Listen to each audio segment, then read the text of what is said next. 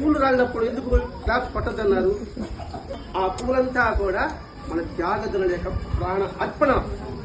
అందువల్ల కింద పడుతుంటే మన సంతలు తప్పట్లు పట్టకూడదు, సెల్యూట్ చేయాలి. అది ఆ పూలలో ఉన్న అంతరార్థం. ప్రతి ఒక్కటి తెలుసుకోండి. జెండాకి ఎన్ని రంగులు ఉన్నాయి?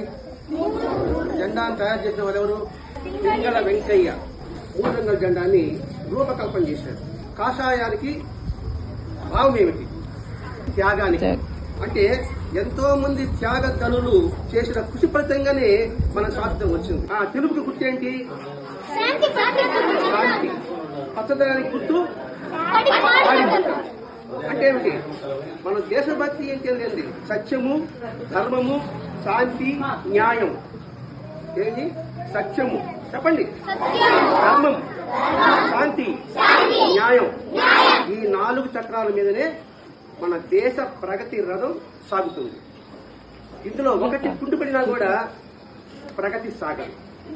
దేశభక్తి అంటే ఏంటి? అంటే అంకిత భావం ఉండాలి. అంటే ఏంటి? హార్ట్ఫుల్ గా ఉండాలి. దేశమును ప్రేమించుమన్నా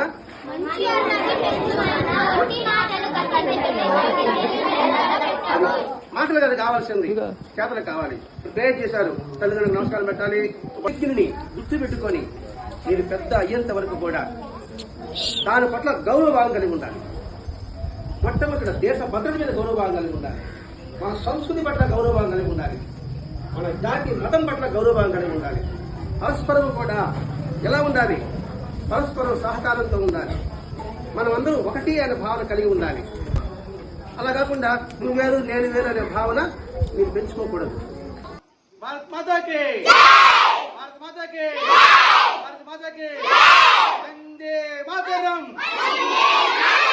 వందే మాతరం, వందే మాతరం.